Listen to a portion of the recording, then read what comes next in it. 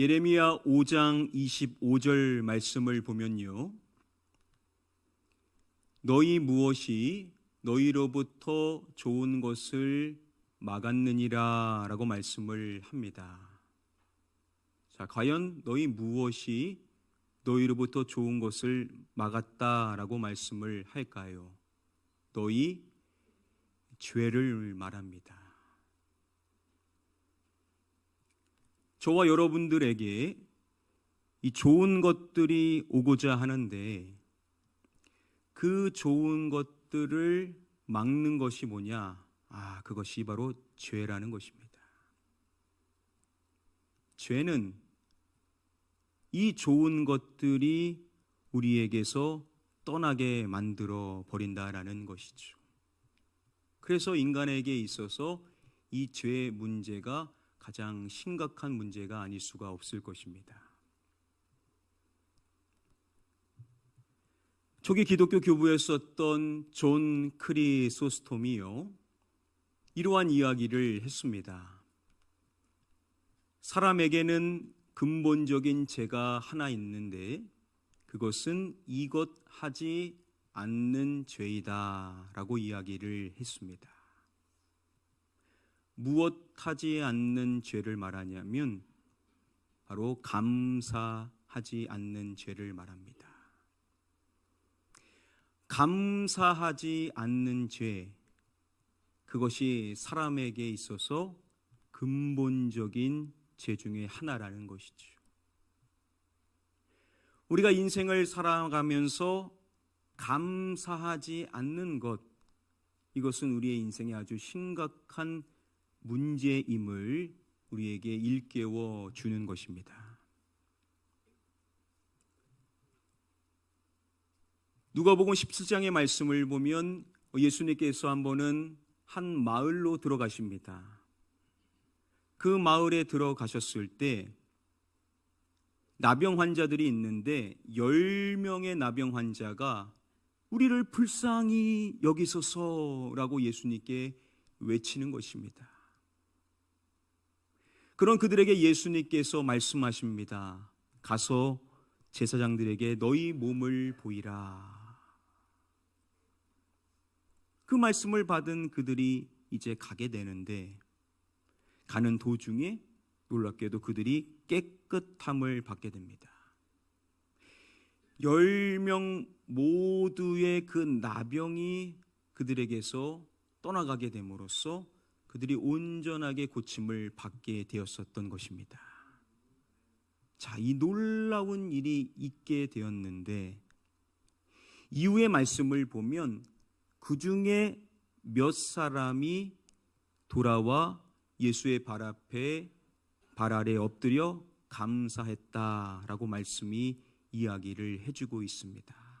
자, 여러분, 몇 사람을 말하죠? 바로 한 사람입니다. 단 한 사람만이 예수님께로 돌아와서 감사했다라는 겁니다. 나머지 사람들은 예수님께로 돌아오지를 않은 것입니다. 10명이 다 고침을 받게 되었는데 이 놀라운 기적을 체험했는데 9명은요 뭐 하지 않습니까? 감사를 하지 않는 겁니다. 이 이야기는 우리가 얼마나 인생을 살아가면서 감사를 놓치고 인생을 살고 있는가를 단적으로 보여주는 이야기로 생각해 볼 수가 있을 것입니다. 우리도 그렇죠. 가만히 돌아보면 분명히 감사해야 할 일이었음에도 불구하고 우리가 감사를 놓치고 인생을 살아갈 때가 있다는 것을 아실 것입니다. 이게 남의 이야기가 아니라 우리 이야기일 수 있다는 것이죠. 자, 그러면 왜 많은 경우 우리가 감사를 놓치게 되는가? 이건 누가 봐도 마땅히 감사해야 될 일인데 내가 다른 사람의 시선으로서 이 사람을 보면 감사해야지 하는데 왜 정작 나는 감사를 놓치게 되는 이유가 무엇인가? 자, 여러분 그 이유에 대하여서 생각을 해보신 적이 있으신지요? 왜 우리는 감사를 놓치는가?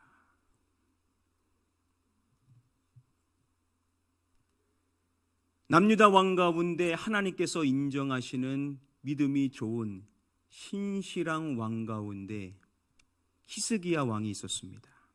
히스기야는 주님을 바라보는 말씀대로 살아가는 신실한 왕이었습니다. 그런데 그가 병에 걸려 눕게 되는데 이 병이 그냥 병이 아니라 죽을 병이었습니다.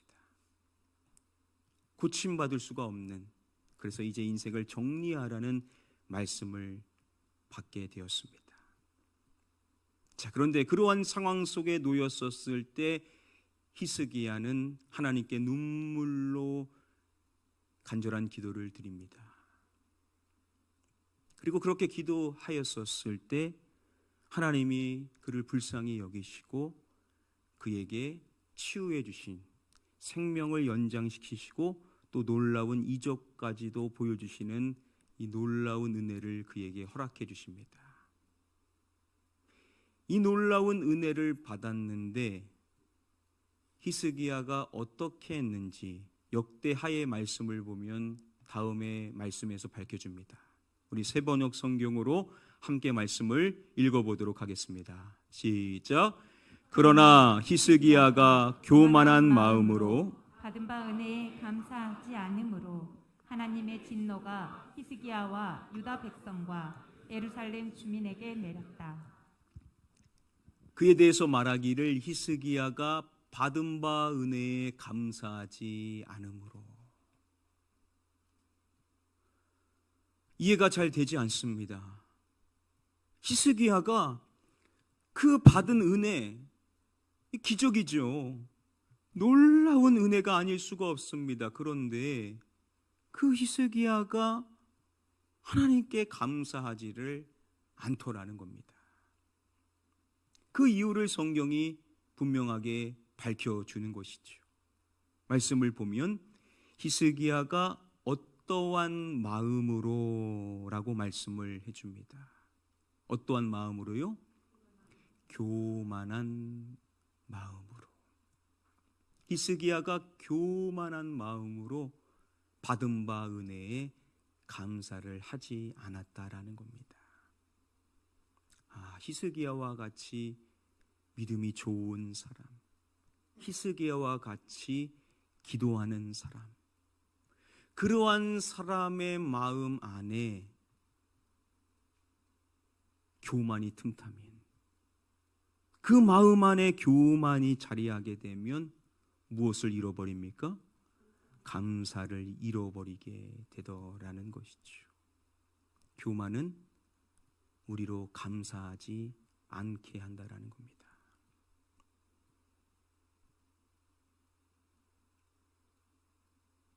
디모데후서 3장의 말씀을 보면 말세, 고통하는 때가 이르러 사람들이 어떠한 특징들을 갖게 되는지에 대하여서 말씀해 줍니다. 여러 가지 내용 가운데 어떠한 특징을 말하냐면 교만한 것을 말합니다. 사람들이 교만해지는 것이죠. 그리고 또 말하는 것 중에 감사하지 않는 것을 말합니다. 교만하면요, 뭐 하지 않느냐? 감사하지를 않게 된다라는 것이죠. 교만은 우리로 하여금 감사를 잃어버리게 한다라는 겁니다.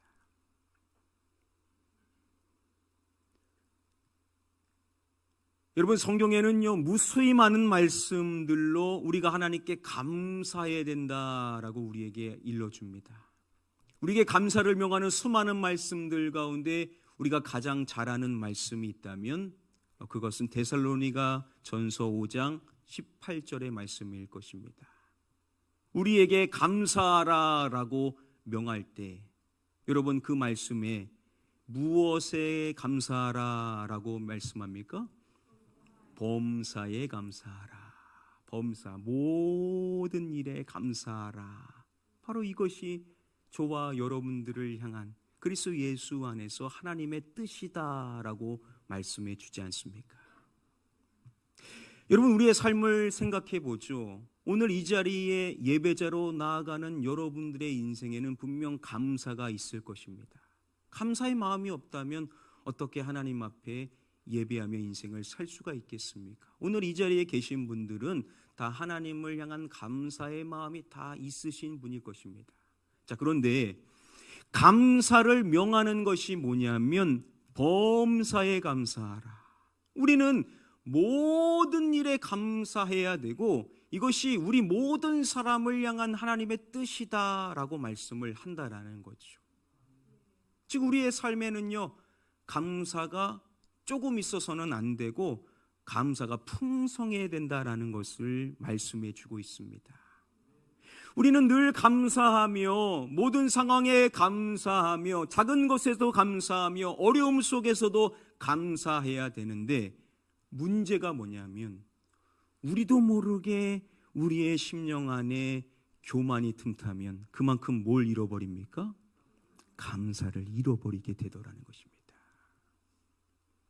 그러니까 신앙의 싸움을 표현한다면, 우리가 신앙생활을 싸움이라고 말한다면 우리가 어떠한 싸움을 싸워야 되냐? 어떻게든 이 감사를 벗어버리고 감사에서 내 마음이 자유해져서 조금이라도 교만한 마음이 틈타지 않고 내 안에 겸손한 심령을 유지하여 모든 일에 감사하고자 하는 이 신앙의 싸움을 우리가 싸워야 될 줄 믿습니다.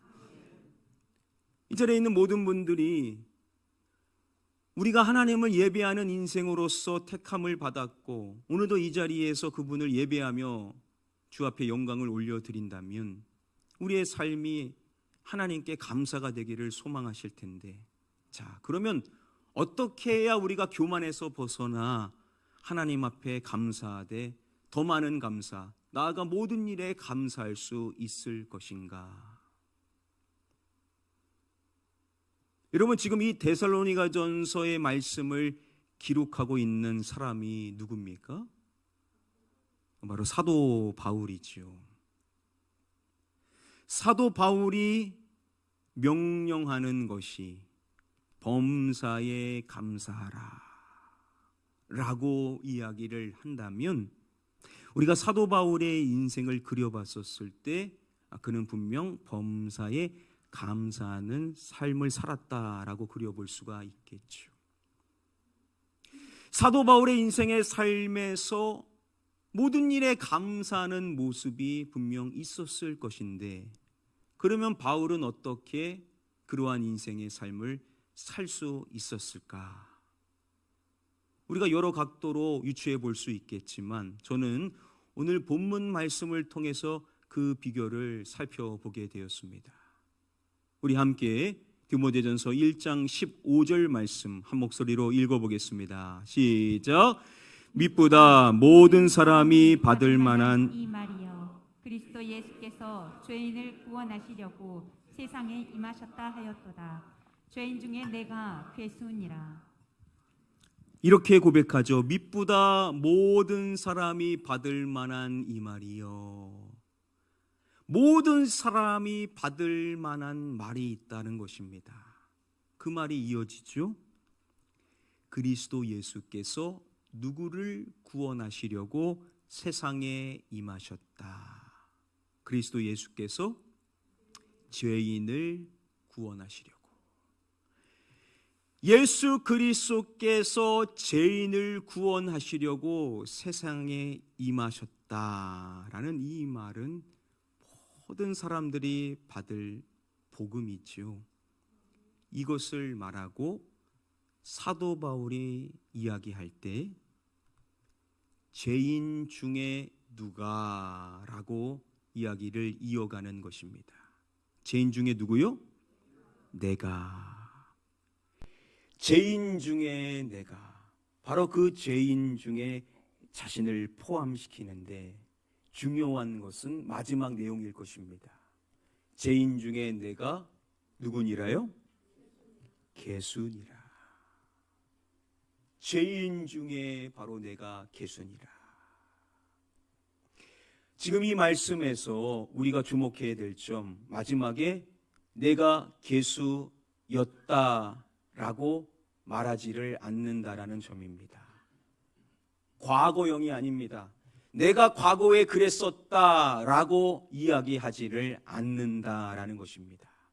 죄인 중에 내가 괴수이라. 시제를 보면 시제가 무엇입니까? 현재형인 것입니다. 지금 내가 그렇다라는 겁니다. 나아가 항상 그렇다라는 거죠. 내가 죄인 중에 괴수라는 겁니다. 내가 모든 죄인 중에서 우두머리라는 겁니다. 내가 모든 죄인 중에서 가장 큰 죄인이라는 것입니다. 여러분 한번 생각해 보시기를 바랍니다. 내가 죄인임을 고백합니다. 그런데 그냥 죄인이 아니라 죄인 중에 괴수라고. 모든 죄인 중 가운데 내가 가장 큰 죄인이라, 내가 가장 위에 있는 가장 악한 자다라고 고백을 한다라고 생각해 보시기를 바랍니다. 여러분, 그러한 심령 안에 쉽게 교만이 틈탈 수가 있겠습니까? 그렇지 않겠죠. 왜냐? 내가 누구인지를, 본질을 늘 깨닫는 겁니다. 나는 죄인 중에 가장 큰 죄인이다 라고 이렇게 고백하는 그 심령 안에 교만이 틈타기가 쉽지가 않을 것입니다. 물론 가끔 그러한 교만이 틈탈 텐데, 내가 누구냐? 내가 죄인 중에 괴수다라고 고백할 때 그 교만이 떠나가게 되고 다시 겸손한 심령으로 바뀌게 되겠죠. 사도 바울은요, 하나님이 택하신 그 큰 그릇인데, 하나님의 종이고 하나님의 사자고 하나님의 사도인데, 자신에 대하여서 고백하는 내용이 뭐냐? 바로 내가 죄인 중에 누구라고요? 괴수라는 겁니다. 여러분, 그러면 그러한 심령으로 인생을 살아가는 삶이 작은 것에서도 하나님께 뭘 드리겠습니까? 감사를 드릴 수밖에 없겠죠. 그러니까 사도 바울의 삶을 그려보십시오. 나는 죄인 중에 괴수다. 내가 가장 큰 은혜를 받은 자다. 내가 가장 죽어마땅한 인생인데 그러한 나를 하나님께서 살려주셨다. 내가 어찌 그런데 합당치 않은 교만을 품을 수 있겠는가? 늘 겸손한 심령으로 자신을 쳐서 복종시키며 모든 상황에 해석을 할 때 그 모든 것을 감사로 해석을 했었을 것이라는 겁니다. 어떻게 범사에 감사하냐? 내가 죄인 중에 괴수임을 날마다 고백하며 나의 본질을 깨닫고 내가 가장 큰 은혜를 받은 인생임을 고백하며 인생을 살아갈 때, 저와 여러분들 역시도 모든 일에 감사할 수 있는 성숙한 자가 될 수 있게 될 줄 믿습니다. 오토 폰 합스부르크라는 사람이 있었습니다. 그는 오스트리아 헝가리 제국의 마지막 황제 카를 1세의 장남이었습니다. 그리고 그는 이 합스부르크 가문의 마지막 황태자였습니다. 진짜 황태자인 겁니다. 그러니 그의 삶이 얼마나 화려했었을지 우리가 짐작을 해볼 수가 있겠죠. 그는 1912년생이었고 2011년도에 생을 마감하게 됩니다. 여러분, 마지막 황태자이니 그 장례식이 얼마나 성대했을까요? 그 장례식은요, 정말로 엄청난 크기와 엄청난 사람들과 세계 모든 사람들이 주목하는 장례식이 아닐 수가 없었습니다. 자, 그런데 그의 시신이 들어있는 관이 교회로 들어가려고 하는데 거절당하게 됩니다. 황태자인데요. 그것도 2번이나 거절을 당하게 됩니다. 그의 장례식의 실제 영상이 있습니다. 영상을 준비해 봤습니다. 영상을 함께 보시도록 하겠습니다.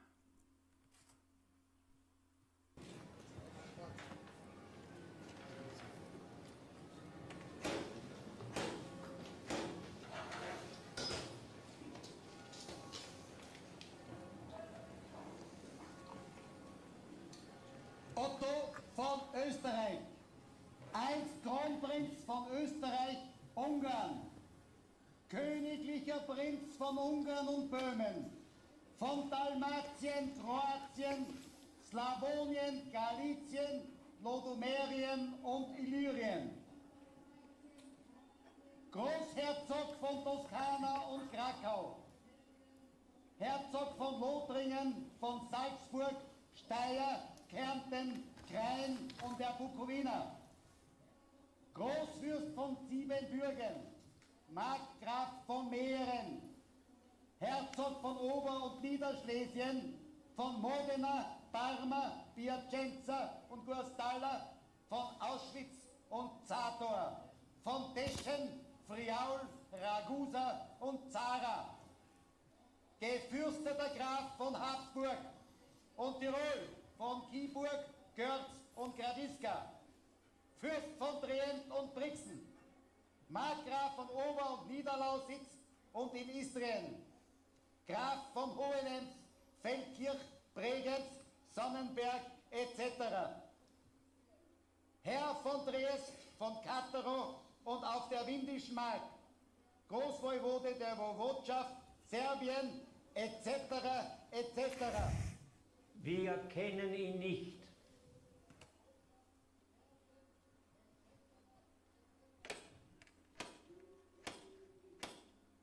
Wer begehrt Einlass? Dr. Otto von Habsburg, Präsident und Ehrenpräsident der Pan-Europa-Union, Mitglied und Alterspräsident des Europäischen Parlaments, Ehrendoktor zahlreicher Universitäten und Ehrenbürger vieler Gemeinden in Mitteleuropa, Mitglied ehrwürdiger Akademien und Institute, Träger hoher und höchster staatlicher und kirchlicher Auszeichnungen, Orden und Ehrungen, die ihm verliehen wurden in Anerkennung seines jahrzehntelangen Kampfes für die Freiheit der Völker, für Recht und Gerechtigkeit.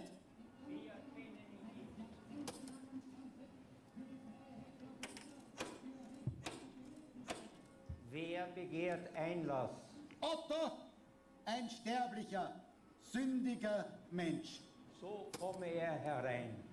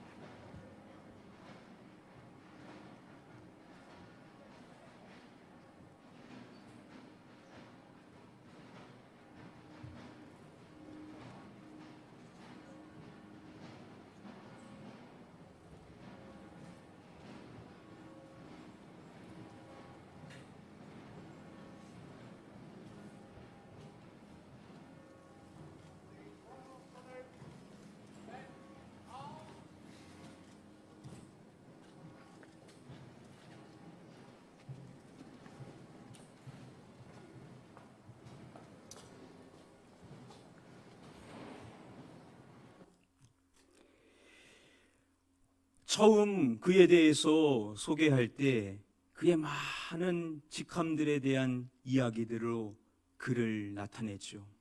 그러나 안에서는 우리는 그를 모른다라고 거절을 하는 것입니다. 그러자 다음에는 그가 받은 학위와 또 그가 쌓은 많은 업적들에 대한 이야기들을 합니다. 그런데 마찬가지로 우리는 그를 모른다라고 또다시 거절하는 것입니다. 자, 그제서야 오토를 소개할 때 뭐라고 말하냐? 유한한 죄 많은 인간입니다. 그제서야 그렇다면 들어오라 라고 허락을 하는 것입니다. 여러분, 이 의식이 우리에게 뭘 알려주는 것이겠습니까?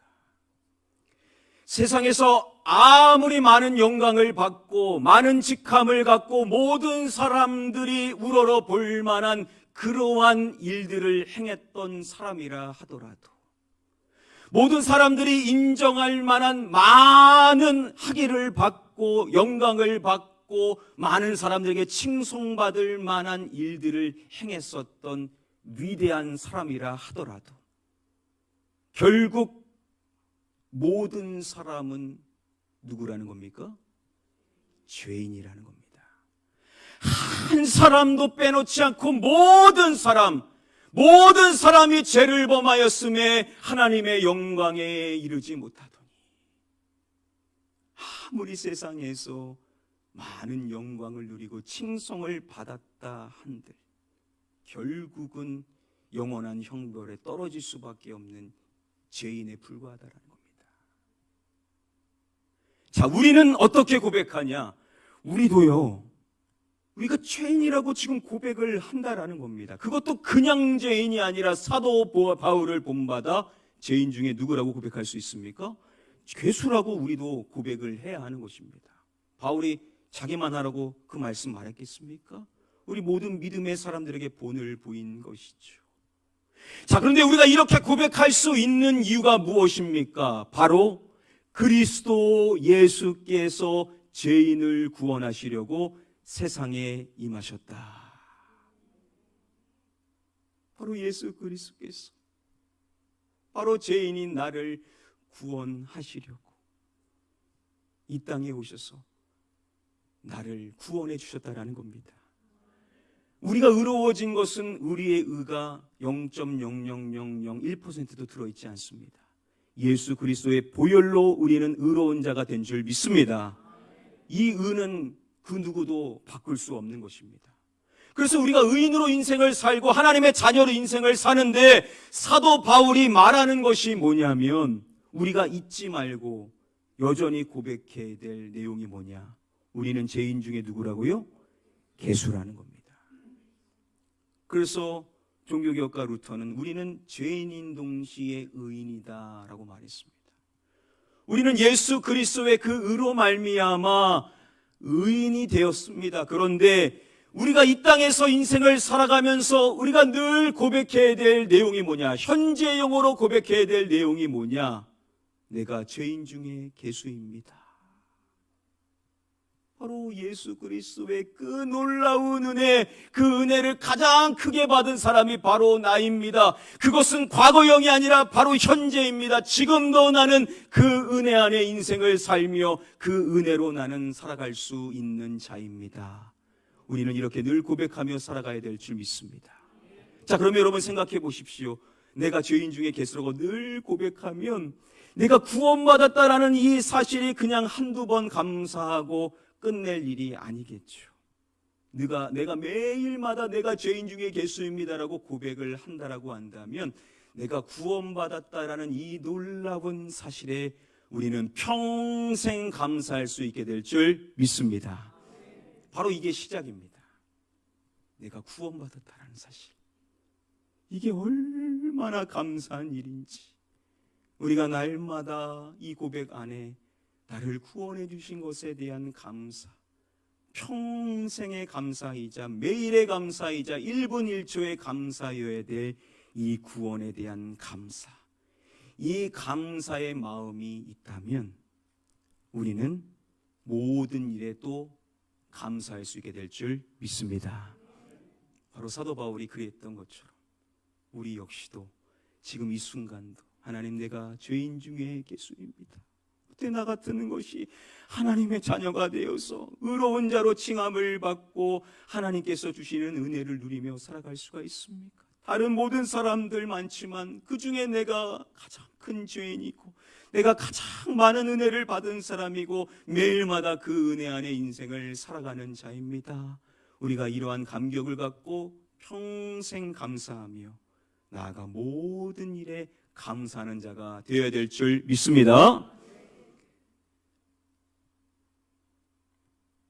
여러분, 벌써 다음 주면 우리의 한 해를 돌아보고 한 해 동안 우리를 지키시고 보호해 주시고 인도해 주신 하나님께 감사를 올려드리는 추수감사 주일입니다. 제가 부흥회 때도 말씀을 드렸던 것처럼 우리 성도님들과 함께 우리가 한 해를 돌아보며 하나님께 감사한 제목들을 적어보는 시간을 갖고자 합니다. 그래서 오늘 여러분들 나가실 때 이 감사 10가지를 작성하는 2023 하나님께 감사한 10가지를 작성하는 유인물을 다 하나씩 나눠드리도록 하겠습니다. 자, 그리고 순모임 때 이번에 나눔에 대한 내용은 다 이 10가지 감사를 나누는 시간을 갖도록 하겠습니다. 그래서 오늘 이후에 바로 순모임을 하시는 분들은 바로 이 10가지 감사를 쓰시면 되겠습니다. 그리고 이 10가지 감사의 제목을 함께 나누는 시간을 가지시면 되겠습니다. 꼭 모든 순원분들이 다 10가지를 쓰고 다 은혜를 나눌 수 있으면 좋겠습니다. 자, 10가지를 쓰는데 첫 번째 내용, 이 내용은 우리가 모두 다 일치시켰으면 좋겠습니다. 아마도 사도 바울에 있어서도 첫 번째 감사 내용이 아니었을까 생각합니다. 죄인 중에 개수인 저를 구원해 주셔서 하나님 감사합니다. 한번 따라해 볼까요? 죄인 중에 개수인 저를 구원해 주셔서 하나님 감사합니다.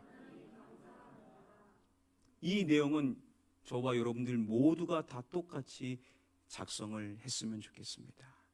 자, 그리고 2번부터 10번까지 나머지는 여러분들의 상황과 형편에 맞게 여러분들이 기록을 하시면 됩니다. 꼭 마지막에는 하나님 감사합니다 라고 문장을 맺으시면 됩니다. 자, 여러분들이 2번부터 10번을 쓰실 때 자유롭게 쓰실 수 있겠지만 여러분들에게 권면해 드리기는 첫 번째 감사의 내용, 죄인 중에 개수인 나를 구원해 주신 그 감격을 가지고 나머지 2번부터 10번까지를 다 작성해 주시면은 여러분들에게도 큰 유익이 있을 거라 생각을 합니다. 바라옵기는 우리 가나안교회 모든 성도님들, 내가 죄인 중에 개수임을 날마다 고백하심으로써 교만에서 벗어나 모든 일에 감사할 수 있는 하나님의 뜻을 이루는, 하나님의 마음을 시원케 해드리는 하나님의 기쁨이 되는 감사의 영성으로 충만한 복 있는 백성들 되시기를 주님의 이름으로 간절히 축복하며 축원합니다.